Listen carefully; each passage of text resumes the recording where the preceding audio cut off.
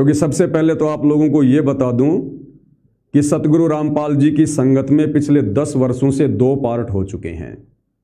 एक पार्ट जिसे सतलोक आश्रम से जुड़ी संगत के नाम से जाना जाता है और दूसरा पार्ट है साध संगति। साध संगति से जुड़े भाई बहनों को सतसेवक कहा जाता है। सतसेवक भाई बहन अपने गुरु को परमेश्वर मानकर और उनके तत्व ज्ञान को आधार बनाकर हर प्रकार से मर्यादाओं में रहते हुए, गुरु वचन में चलते हुए, संघर्ष करते हुए अपनी भक्ति करते हैं। दूसरी तरफ सतलोक आश्रम से जुड़े भाई बहन हैं, सतगुरु रामपाल जी का परिवार है। वो क्या करते हैं, क्या नहीं करते हैं, कितनी भक्ति करते हैं, कितनी राजनीति करते हैं, कितनी बेगार करते हैं, इसके ऊपर दास हजारों वीडियो बना चुका है।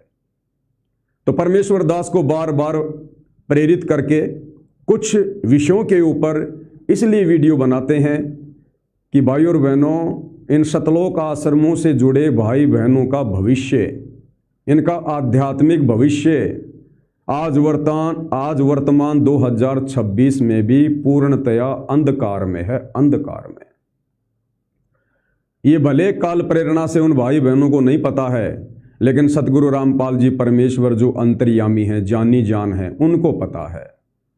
भले ही आत्माओं ने उनसे सतनाम ले रखा हो, सार नाम ले रखा हो, सार शब्द ले रखा हो, उसके बावजूद भी उन आत्माओं का भक्ति में भविष्य बिल्कुल जीरो है और अंधकार में है।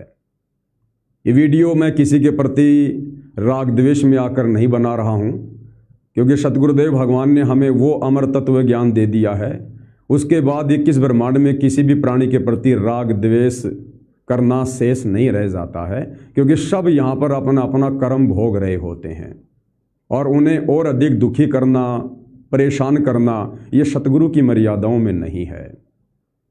लेकिन भक्ति मार्ग से भटक चुके भगत भाई बहनों को सही दिशा देने के लिए संदेशा देना, वीडियो बनाना, ये भी हमारा कर्तव्य हो जाता है।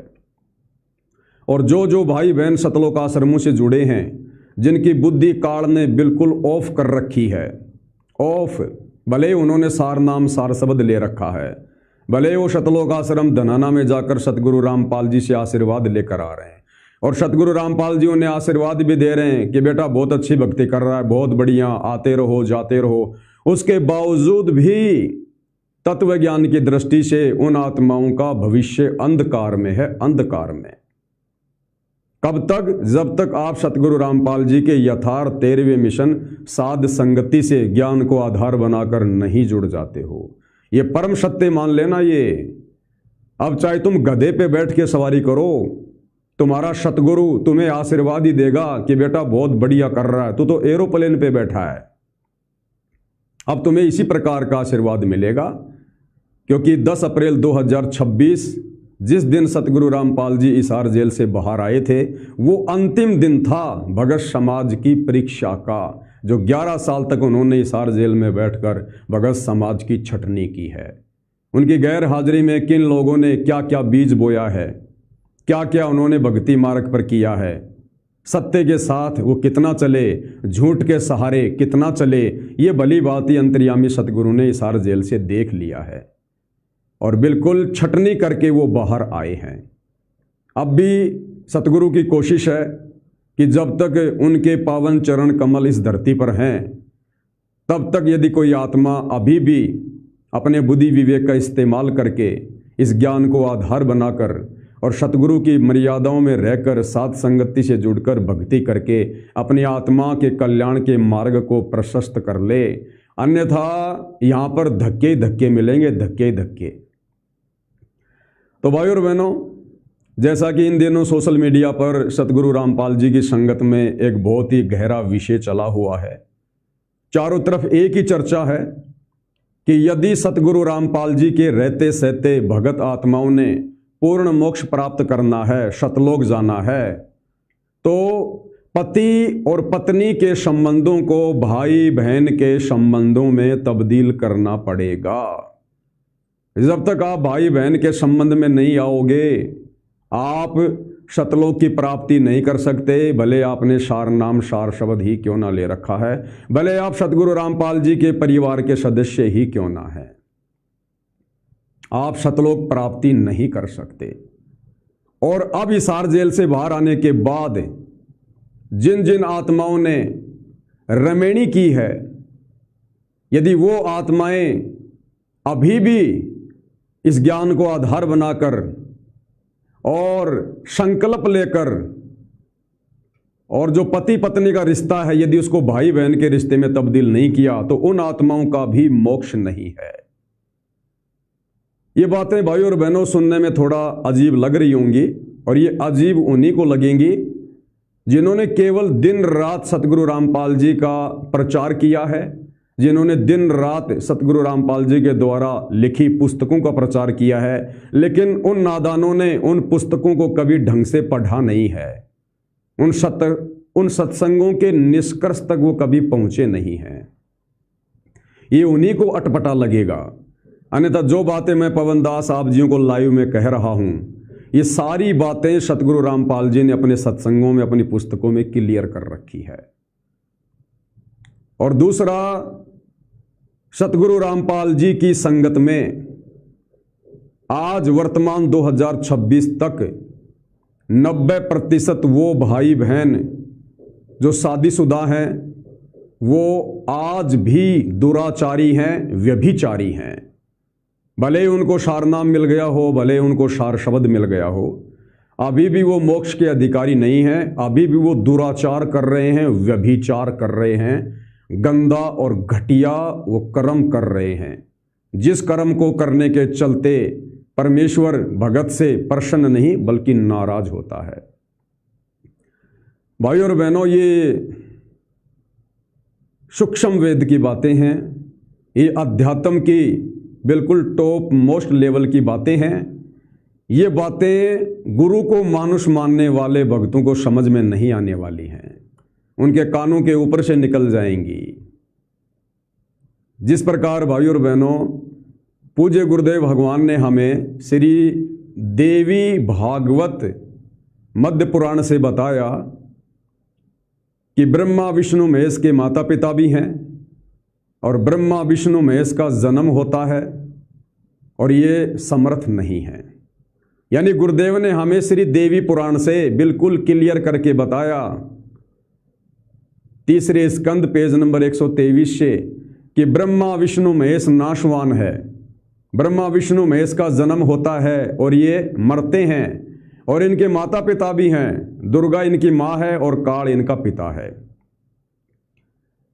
दूसरी तरफ भाई और बहनों, सतगुरु रामपाल जी की पुस्तकों में लिखा हुआ है सतगुरु रामपाल जी के विषय में कि सतगुरु रामपाल जी का भी जन्म हुआ है, सतगुरु रामपाल जी की भी माँ है, सतगुरु रामपाल जी का भी पिता है, और सतगुरु रामपाल जी खुद कहते हैं कि मेरी भी मृत्यु होगी। अब भाई और बहनों, आप जी कैसे निर्णय करोगे? अरे ब्रह्मा विष्णु महेश के जीवन चरित्र में जो बातें लिखी हैं कि वे नाशवान है, उनका जन्म होता, उनकी मृत्यु होती, उनके माता पिता, इसलिए वो भगवान नहीं है। और इधर सतगुरु रामपाल जी के जीवन चरित्र में उनके परिवार ने, उनके भक्तों ने इन तमाम पुस्तकों में लिख दिया कि सतगुरु रामपाल जी का भी जन्म हुआ है, समय आने पर वो भी मरेंगे। सतगुरु रामपाल जी का जन्म जो है वो इंद्रो देवी के गर्भ से हुआ है, उनके पिताजी का नाम नंदराम जाट है। ये सतगुरु रामपाल जी की जीवन हिस्ट्री में लिखा हुआ है, उनकी किताबों में लिखा हुआ है। तो बताओ भाई और बहनों, फिर आप कैसे निर्णय करोगे? अगर ब्रह्मा विष्णु महेश को सतगुरु रामपाल जी से यदि आप तुलनात्मक दृष्टि से देखोगे, जैसे ब्रह्मा विष्णु महेश के बारे में उनके पुजारी कहते हैं कि नहीं नहीं, ये सब झूठी बातें हैं, ब्रह्मा विष्णु महेश तो परमात्मा है, अजरो अमर हैं, लिखे हुए को भी नहीं मान रहे। इसी प्रकार सतगुरु रामपाल जी को जो भगत ये कहते हैं कि ये परमात्मा है, भगवान है, परमेश्वर हैं, जो शतलोक आश्रमों से जुड़े हैं, और सतगुरु रामपाल जी की पुस्तकों में लिखा है, जैसे ब्रह्मा विष्णु महेश के बारे में लिखा है, ऐसे ही सतगुरु रामपाल जी के बारे में लिखा है कि इनका तो जन्म हुआ है 8 सितंबर 1951 को, इनके तो माता पिता भी हैं। तो भाई और बहनों, आप कैसे निर्णय करोगे? फिर भगवान कौन है, फिर परमात्मा कौन है? वो ब्रह्मा विष्णु महेश भी जन्म मरण में, इधर सतगुरु रामपाल जी की पुस्तकों में लिखा है वे भी जन्म और मरण में। उधर ब्रह्मा विष्णु महेश की पुस्तकों में लिखा है, उन पुराणों में, कि उनके भी माता पिता हैं। इधर सतगुरु रामपाल जी की पुस्तकों में लिखा है कि उनके भी माता पिता हैं। और जिस प्रकार वो जगत वाले नहीं मान रहे, इसी प्रकार ये भगत नहीं मान रहे। तो निर्णय कैसे होगा फिर इस बात का? इस बात का निर्णय भाइयों और बहनों इस तत्व ज्ञान से नहीं होगा। इस बात का निर्णय होगा तत्व भेद से। तत्व भेद एक न्यारा रे साधो भाई, तत्व भेद एक न्यारा, और समझेगा कोई गुरुमुख प्यारा। क्योंकि ना तो सतगुरु रामपाल जी के भगत उन पुराणों को देखने के बाद में ब्रह्मा विष्णु महेश को भगवान मान रहे कि भाई उसके तो माता पिता हैं, उनका तो जन्म हुआ है, और ना जगत वाले सतगुरु रामपाल जी की पुस्तकें पढ़ने के बाद उनको भगवान मान रहे कि सतगुरु रामपाल जी का भी जन्म हुआ, इनके माता पिता हैं। तो भाइयों और बहनों, ये दुनिया इसी कश्मकश में उलझी रहेगी और उलझी हुई है। और जो आत्मा निर्णय कर लेगी वो सतगुरु के विशेष आशीर्वाद से करेगी। और वो निर्णय साथ संगति से जुड़े भाई बहनों ने कर लिया है। वो इस लफड़े में नहीं पड़ती है किसका जन्म हुआ है, किसकी मृत्यु हुई है। उन आत्माओं ने क्यों निर्णय किया? उन सतलोक आश्रमों से जुड़ी लाखों आत्माओं ने निर्णय क्यों नहीं किया? वो कहते जरूर हैं अपने गुरु जी को परमात्मा परमात्मा, कबीर जी, लेकिन वो मानते नहीं अपने गुरु जी को परमात्मा। तो ये भाई और बहनों उस समय भगत को समझ में आता है जब सतगुरु भगत का ज्ञान योग खोलता है। और साध संगति से जुड़ी आत्माओं का सतगुरु रामपाल जी ने ज्ञान योग खोल रखा है। उनको दिव्य दृष्टि दे रखी है, अध्यात्म को समझने की सूक्ष्म दिव्य दृष्टि, आंखों वाली नहीं, ज्ञान वाली।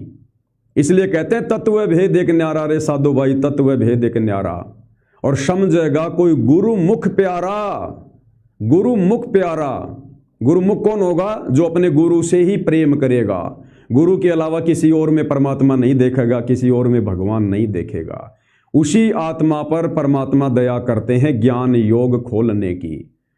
फिर उस भगत को सारी बातें स्वतः सूक्ष्म रूप से समझ में आ जाती हैं। और ये भगत फिर ये भी जान लेता है कि जो चीज़ मुझे मेरे गुरुदेव ने इशारों में समझा दी है, संकेतों में समझा दी है, वो बात अन्य लोगों को समझ में नहीं आने वाली, चाहे मैं कितना ही भोंक लूं, चाहे मैं कितना ही मैं वीडियो बना लूं।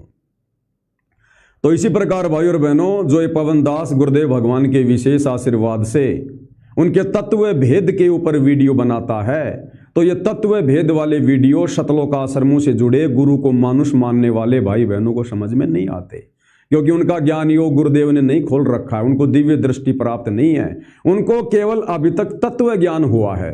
और तत्व ज्ञान क्या है? कि ब्रह्मा विष्णु महेश के माता पिता हैं, इनके माँ का नाम दुर्गा है, इनके पिता का नाम काल है, ये नाशवान है, ये है तत्व ज्ञान। और एक होता है तत्व भेद, वो सूक्ष्म होता है। वो परमात्मा सब पे रजा नहीं करते, अपनी विशेष गुरुमुख प्यारी आत्माओं पर ही रजा करते हैं, जिनके जन्म जन्मांतरों के भक्ति संस्कार मजबूत होते हैं। इसलिए भाई और बहनों, मुझे पता है अच्छे से कि मैं जो पिछले 10 साल से चिल्ला रहा हूं और आज भी गुरुदेव के रिमोट से जो मैं ये वीडियो बना रहा हूं, ये वीडियो सतलोक आश्रमों से जुड़े भाई बहनों को समझ में नहीं आने वाले। उनके अंदर तो आग लग जाएगी। मुझ पवन दास की शक्ल देखते ही बिल्कुल काल प्रेरित हो जाएंगे। उनको नहीं समझ में आएंगी ये बातें। उनको तो मैं उनका दुश्मन नजर आ रहा हूं। अगर मेरे सामने हो तो इसकी गर्दन काट दूं, क्योंकि उनके हृदय में राग द्वेष ईर्ष्या कूड़ा करकट छल कपट निंदा चोरी जारी दुराचार व्यभिचार ये भरा हुआ है। भले उन्होंने सार नाम ले रखा है, सार शब्द ले रखा है, लेकिन फिर भी परमात्मा दास को प्रेरित करके ये वीडियो क्यों बनवा रहे हैं? क्योंकि जिन आत्माओं को गुरुदेव भगवान ने साध संगति से जोड़कर सतलोक के लिए सेलेक्ट कर लिया है, और जिन आत्माओं की साध संगति में ट्रेनिंग चल रही है, उन आत्माओं को और अधिक दृढ़ता देने के लिए। क्योंकि जो जो समय आगे बढ़ रहा है, इस समय काल प्रभाव बहुत ज्यादा होगा देश दुनिया पर, संगत पर, और तीनों गुणों का वॉल्यूम, रजगुण सतगुण तमगुण का, ये काल बिल्कुल फुल कर देगा। और परमात्मा चाहते हैं कि जिन आत्माओं को मैंने सतलोक के लिए सेलेक्ट करके मेरे यथार्थ 13वें पंथ साध संगति से जोड़ दिया है, उन आत्माओं पर इस वॉल्यूम का ज़्यादा असर ना हो। इसलिए परमेश्वर बीच में रह रहकर इस प्रकार के वीडियो, इस प्रकार के टॉपिक छिड़वाते रहते हैं ताकि साथ संगति से जुड़े भाई बहन सजग रहें और दृढ़ रहें और अपने गुरु वचन पर अटल रहें। तो भाई और बहनों, आज हम बहुत से विषय पे चर्चा करेंगे और ये लाइव वीडियो देख रहे हो आप जी, ये कोई पहले से कोई बनाया हुआ वीडियो नहीं है। आज 14 जून 2026 दिन के 1 बजे अभिदास आप जियों के सामने लाइव है।